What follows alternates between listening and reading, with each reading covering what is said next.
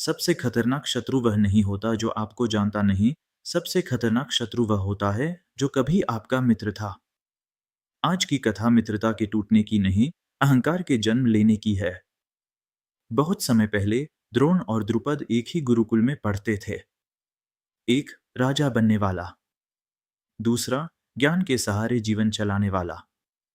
लेकिन उस समय दोनों के बीच कोई भेद नहीं था। गुरुकुल में द्रुपद ने द्रोण से कहा, जब मैं राजा बनूंगा तब आधा राज्य तुम्हारा होगा। उस समय यह वादा खेल जैसा था, लेकिन समय हर वाक्य को परखता है। वर्षों बाद द्रुपद पांचाल का राजा बना और द्रोण गरीबी में डूबा एक विद्वान। जब द्रोण अपने मित्र के पास पहुंचा, वह मित्र नहीं राजा मिला। द्रोण ने वादा याद दिलाया।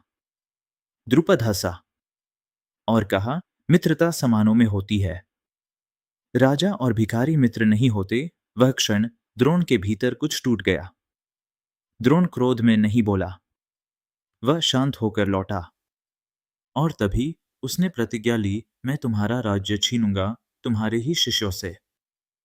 महाभारत यहाँ कहता है, जो अपमान को धैर्य से पीता है वह उसे हथियार बना लेता है।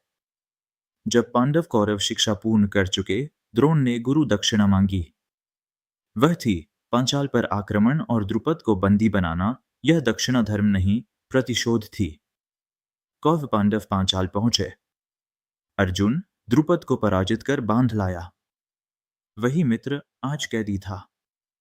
द्रोण ने कहा, अब हम समान हैं, और द्रुपद का आधा राज्य छीन लिया। द्रुपद अपमानित हुआ, लेकिन टूटा नहीं। उसके भीतर एक नई प्रतिज्ञा जन्मी, ऐसा पुत्र पैदा करूंगा जो द्रोण को मारे, और एक ऐसी पुत्री जो इस युद्ध का केंद्र बनेगी।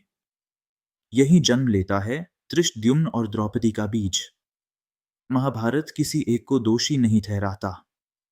यह कहता है, जब मित्रता में अहंकार घुसता है तो युद्ध अनिवार्य हो जाता है। एक अपमान एक युद्ध बन गया। एक गुरु राजनीति में उतर आया, और अब मंच पर प्रवेश होगा द्रौपदी का। जय श्री कृष्ण।